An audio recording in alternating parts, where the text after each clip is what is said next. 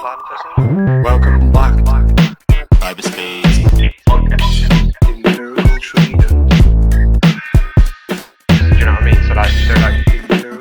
Hello and welcome back to the Cyberspace podcast, a space for cybersecurity professionals, aspiring professionals, and those just looking to be a little bit more secure in their online daily lives. This is a podcast about the threat landscape and developments that we've seen over the last week. My name's Josh. I'm your host, one member of Empirical Training, and I'm joined by the usual face, Robbie. Say hello to the camera, Robbie. Evening all. He's been away for a few weeks. Actually, where have you been? You've been on holiday, right? I've been in Florence, Italy, eating pizzas and mooching. Mooching is like my favorite word. Yeah, basically. That is the best way to see a place, actually, running around. I've done that around Rome a few times with my father. He loves running these days. You know, park runs every week. About to do his century, actually. Is he? He's racked them up then. Fair play. Yeah, my mates always post his pictures in our WhatsApp group because my father he looks like he's smuggling peas every time he's running. And if you're wondering who that deep laugh is, that's our special guest for today. So we've got Andrew or Ewan, who is new, I say new to the podcast, but not new to empirical training. He's been in the community, sharing his wisdom, and we're going to get him doing that today, live and direct. So Andrew, do you want to introduce yourself to those who don't know you? Good to be here, fellas. Yeah, so I'm Andrew. I've been in the industry for about 4 years. I think this is why I love empirical training. Like, this is what I wish I had when I moved into cyber. I came from a sales background and now somehow a security engineering manager. So a quick change. So no, good to be here. Yeah, quick rise as well for you, man. Going from that sales role into like a techie role and then moving into an engineering management role. Yeah, for about 4 years, I think it was total. 4 years come June, I think. Nice. So yeah, it was tough though. That was the hardest part. Is like, I think it took a year and a half, even from like my first cert, to get into my first role. That's the tricky part. Mm-hmm. Yeah, it's a long slog. Many opportunities to stop on the way, but what kept you moving? Because some people, sales. I work with lots of sales guys, and they absolutely love what they do.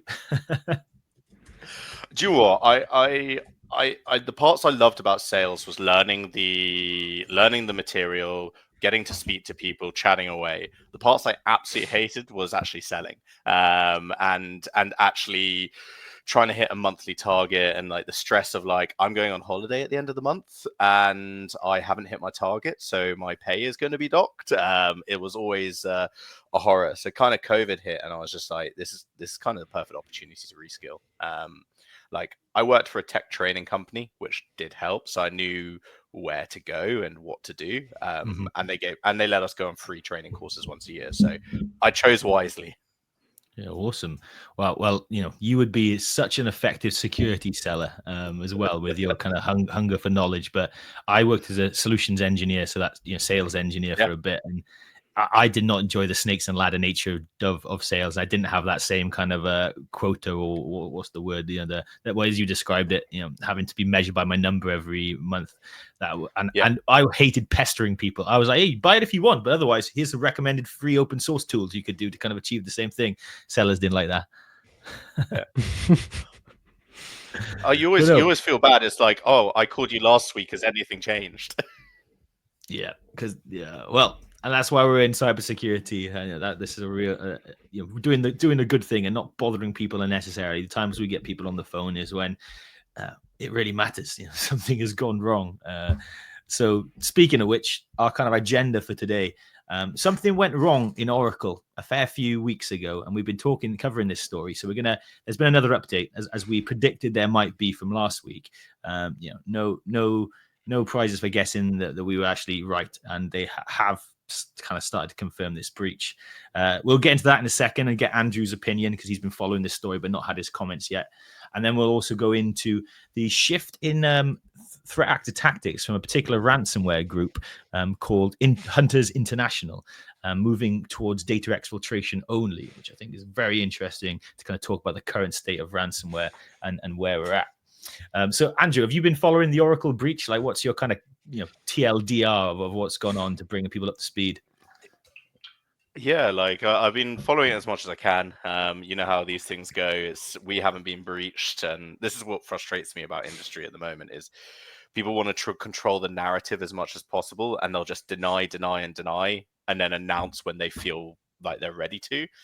Rather than, I feel like, I don't know if you have this gripe, is like rather than being like, we don't know yet, we're going to investigate and find out some more and go from there. So, like, in short, like from my reading is I'm trying to remember, is Rose 87168 basically managed to bypass the login. They're trying to determine if it's a 0-day or if it's an existing CWE. So they're trying to see if it's like a legacy vulnerability that just wasn't patched out, or if it was a new 0-day. Some people are thinking it's a bit of a hybrid approach, but yeah, effectively it's gone through this sort of cat and mouse game of like, yeah, we don't know if we've been hacked yet. We're denying it. Rose 87168 is like, I've got these logs and account details and all this sort of, I think it's LDAP and SSO tokens for various customers, and basically saying, I've got these, pay me for, and basically trying to sell it online. I think 20 million is the number I last heard that they're trying to sell it for. Yeah, they did that for, that was trying to get Oracle to pay up, and they were like, Yeah. well, we're not breached, that's not our data. I think then they've started selling it for any price they can, and even asking to trade 0 days in exchange for the list. I also heard that they were actually like reaching out to the breached customers and saying, I'll remove your data from the logs if you pay me a fee. Which I was like, interesting. So I wonder if that's keeping Vaughan up at night. Are we waiting then to see if it's a bit of a poker bluff situation then? To see if they do have the data or not? I think with like, so they posted about 10,000 lines of logs, which I saw, which look pretty legit.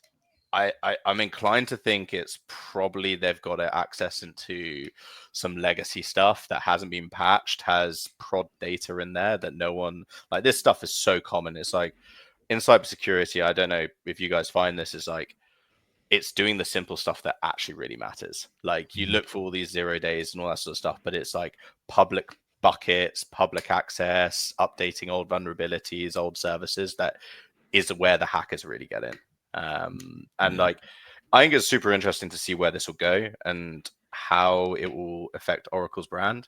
And that will be sort of the interesting side of the coin, because SSO is a huge world and it's super important to a lot of companies. Yeah, and we should say that the real development that's been here, because there's a great summary to catch us up, but the development is that they are, having denied it previously, outright flat out denied it, and maybe there's a component of the crisis PR teams and legal teams getting involved and saying deny until we know.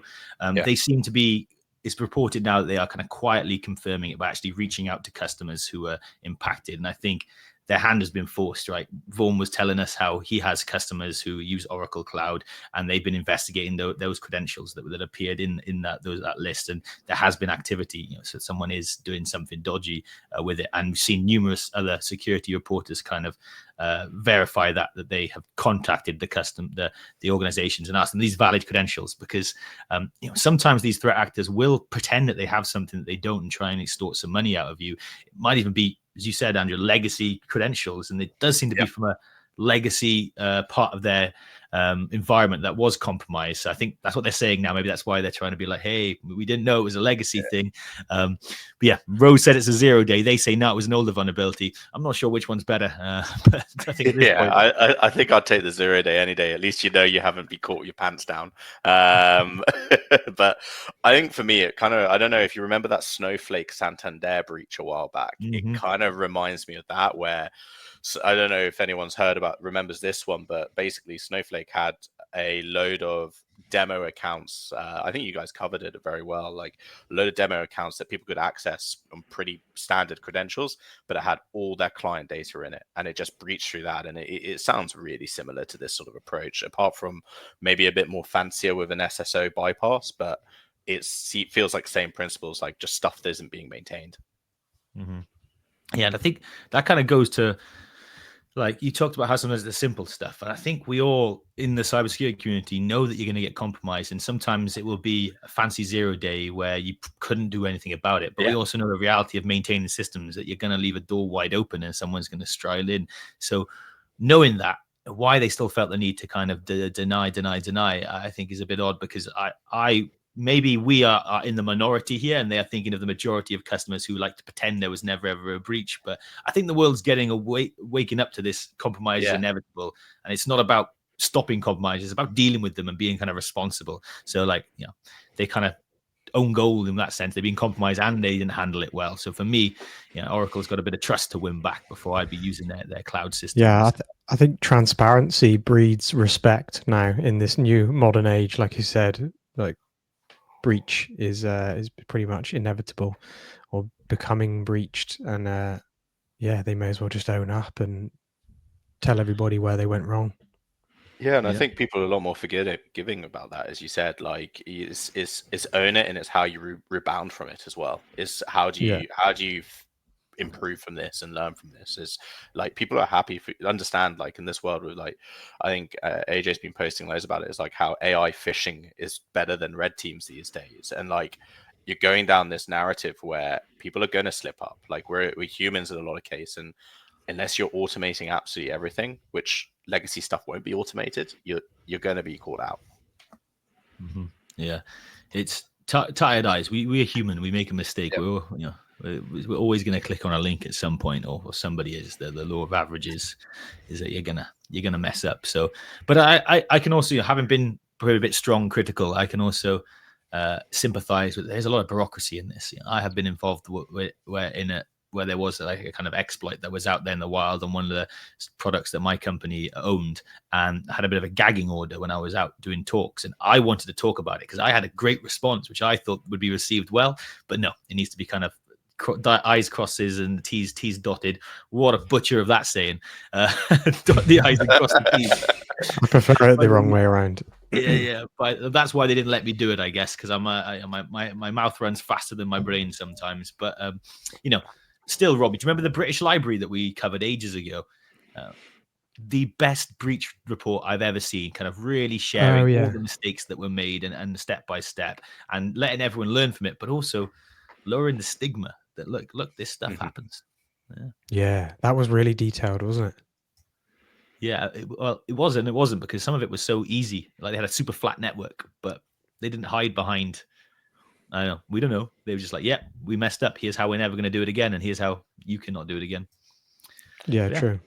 So I think that's what people respect as well. It's like how you fix it. It's like you've made an error. The process, there's an issue with the process. Let's fix the process. Like if someone's bypassing the process, yeah, they're at fault.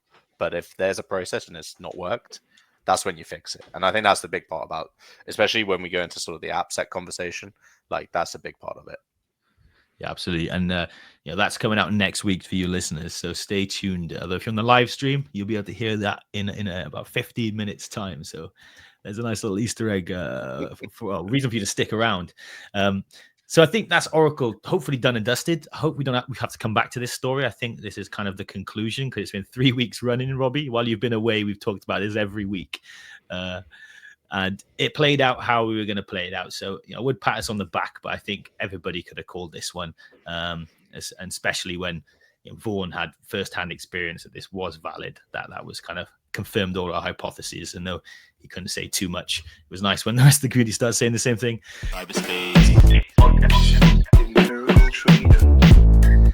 This next one story I want to bring us on to. So this is a kind of new story that's in the news. We like to focus on developments in the threat landscape and stuff that's really current, because this is a weekly podcast. But I want to use this as a jumping off point for a kind of broader discussion. Hunters International, who I have not heard of in that name, but actually, they actually have an older name, which I did recognize, which I'm just going through my notes and trying to find out exactly what it was. But anyway, they rebranded. as from a kind of formally, as these ransomware actors do, because when the heat gets too much, there's the benefit of everyone is scared of them and was more like to pay the ransom. There's also the benefit that people who use these ransomware as a service actors, which is actually what these are, where they'll rent out their malware and capabilities to do the kind of encryption and exfiltration at the end. They try to do like GTA, put a new paint job on your car, dump it in the garage, and come out thinking that they're going to be a bit safer. Well, turns out new names aren't working for them, and they've kind of completely pivoted. So, Andrew, what's the kind of shift that we're seeing here? Because you're familiar with the story, right? Yeah, so I was reading up on this, and to be fair, I get it, because I think it's moving. So the whole principle is they're moving from a shift of going in, stealing data, then encrypting it to then try and get a payout for the ransomware. What you're seeing now is so many businesses are so geared up from like the likes of WannaCry, so many legacy ransomwares, that you're seeing a transition of people like, is it worth the hassle to go through the encryption, because people have EDR in place and various other mechanisms to detect as soon as you start encrypting stuff. Is it just easier to steal data and use regulations like GDPR, DORA to your advantage to then claim for ransom and go from there? And I think it builds into a nice conversation, depending, even if the data and PII is encrypted, hack now and decrypt later. And that is a super interesting story. And I think I think the big thing is it's probably easier to steal data than it is to go and encrypt everyone's services. Mm-hmm. Yeah, that's interesting. So you've got companies like SentinelOne, like an EDR solution. They're an endpoint protection platform for people that don't know. And they have functionality in place where you can have your backup, your shadow copy ready and available. And the endpoint agent will detect if data is being encrypted. And it can obviously kill that process and then fully roll back your data.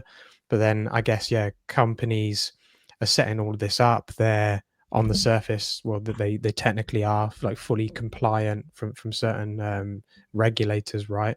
So then are they going to those bodies then, and they're able to potentially claim money? Is that what they're trying to do?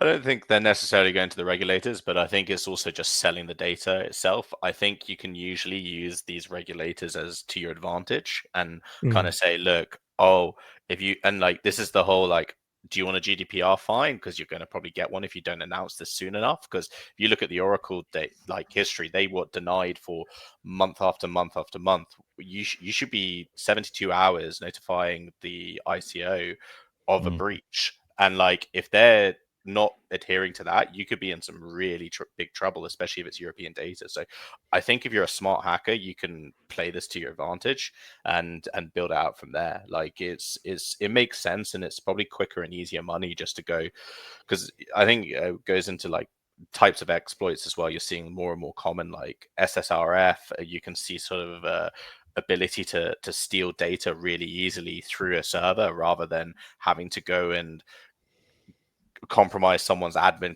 credentials to then go and deploy ransomware. And like, you look at the speed and ease that these people could go attack rather than focusing on one product. And I guess it's like shooting all the fish in the barrel rather than trying to get that one fish in a way.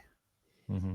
No, and I think both of you touched on there the kind of the evolution of the ransomware threat actors, as they kind of the term ransomware. And I've said this before on the podcast, and I'll say it again. My worst ever cybersecurity prediction for, forget what year it was that ransomware would go away, because those things that you kind of, Robbie, you mentioned, like EDRs getting a lot better at resilience and be able to not only catch and disrupt, because you have to be able to basically encrypt every machine in order to have really impact operations, but also to be able to just revert back with disaster recovery as a service, or even the inbuilt capabilities.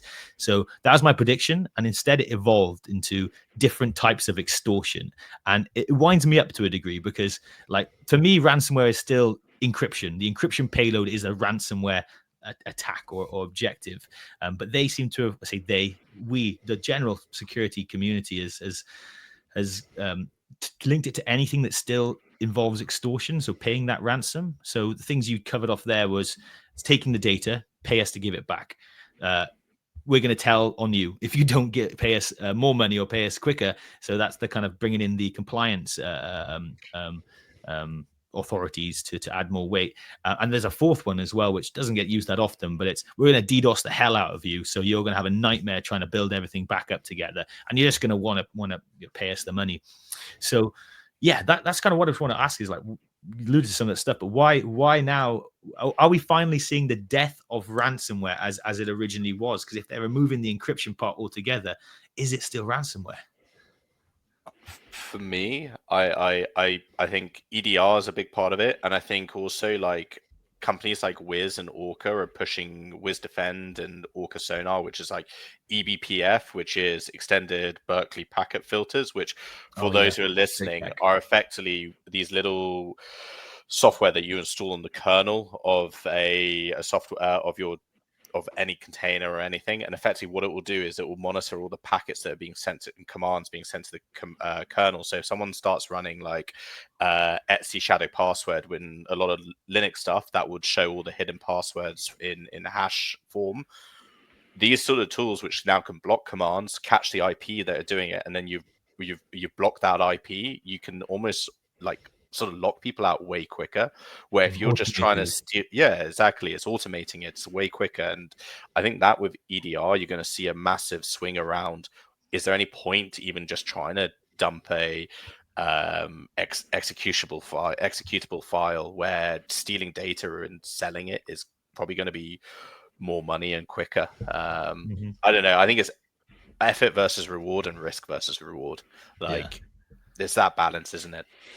And they've literally said that. They've said that we're doing this because it's too difficult. And so we January 1st, they rebranded and launched a new platform called World Leaks on theft-only tactics. So no ransomware is kind of what they're saying. But I don't know. Data exfiltration has obviously been around for ages and as an objective. And so this is kind of going back to it. And I wonder if we'll still see this called as ransomware, because I feel like the encryption part, nobody cares about so much anymore. It's definitely the double, triple extortions. And go back to your point about cost.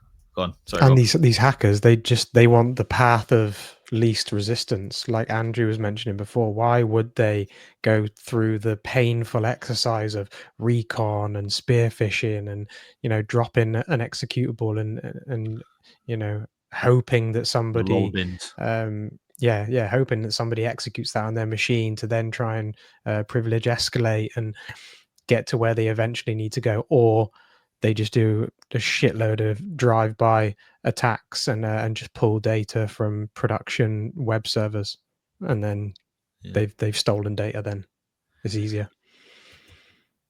Yeah, and I think with the stuff around sort of quantum computing as well, even if it's encrypted credit cards or bank details and stuff like that, you're looking at the world where you hack it now, steal it now, and actually, do I just sit on it for like 10 years and then I've got everyone's social security numbers, credit card details, bank details that I could then decrypt later on and have a crack at everything else and see what's still around? I think that's an interesting world. I know you mentioned, Josh, you sort of were chatting about this and around sort of people sort of working quantum encryption, but I think it's the stuff that's currently encrypted is going to be the worry. So the quantum decryption is the concern. And Rob, actually, do you remember we had a weird classroom episode where we dived in? I taught you quantum computing, and at that point, I think it was very much still something that's going to happen in the future that's really cool to talk about. We did talk about steal now, decrypt later, but we didn't see it on the horizon. I feel there's been a lot of advancements in there because, I was saying to Andrew that a former colleague of mine has now gone to work for a startup who's building quantum proof encryption. So, but that is only going to apply to when that's available and to stuff that you encrypt using that level of encryption now. What about all the stuff that's historic and passwords? I'm not so concerned about, right? We rotate those quickly enough, but the social security payment details, how much of that is waiting, and when will we see that kind of the impacts of that?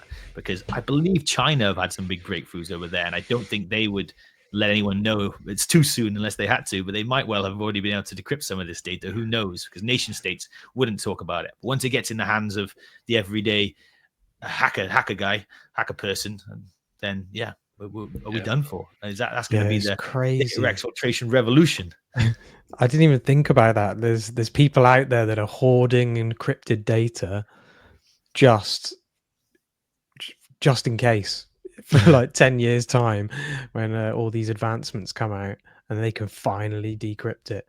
I mean, yeah, it's a bit like holding some Bitcoin, I guess, for 10 years and hoping that it works out. Probably sat on some stolen wallets that they can't decrypt.